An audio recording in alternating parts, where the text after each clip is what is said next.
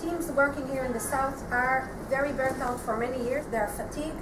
They suffer from burnout. They suffer from secondary trauma, but they suffer also from primary trauma because their children are in shelters. Their sons may be in the army, and they also are at real risk for their lives. And so we created what we chose to call a resilience center. We didn't call it a trauma center, but we are not doing it in a systematic way because now we are all responding to suffering from living here is really being very, very sensitive to all the noises and we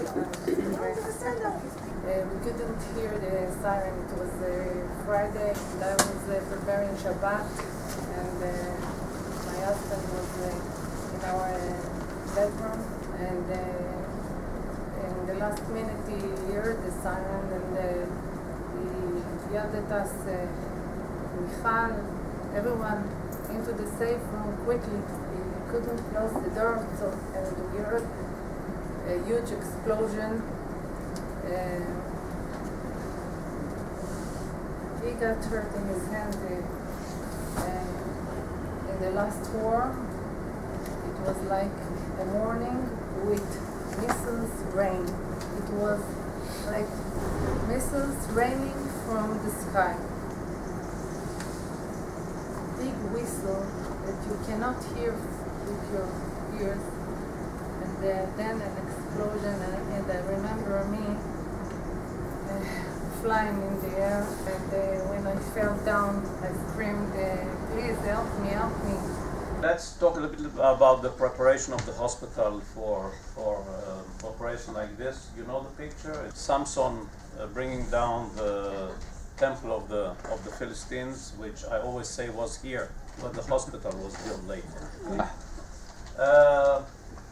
We are always on alert, especially the last 12 years with the Qassam rockets and the shooting in the area.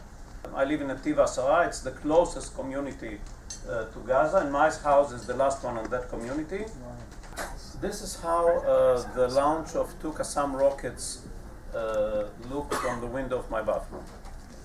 For a physician literally under fire, what would you like to do if I could ask you if you had a wish? Most of our workers live in cities and rural areas surrounding Gaza.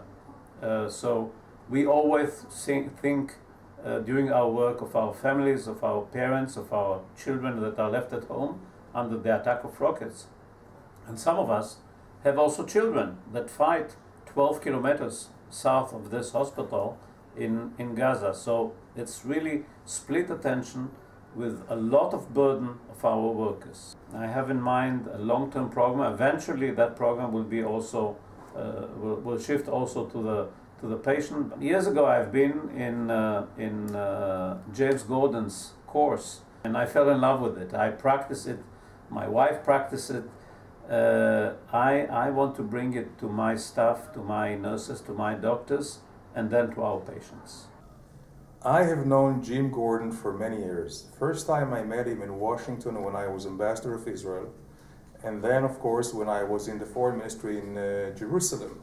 His center that he's creating in Israel, the Center for Mind and Body Medicine, is something which is unique and very necessary for this area that is under the scourge of terrorism. So he's helping Israelis, he's helping Palestinians, and this is also should be appreciated. Also the fact that he brings Israeli and Palestinian doctors together to help other people in distress, whether it's in Haiti. Is also helping to make our humanity better. And this is what Jim Gordon does. He helps the helpers and he helps everybody in need.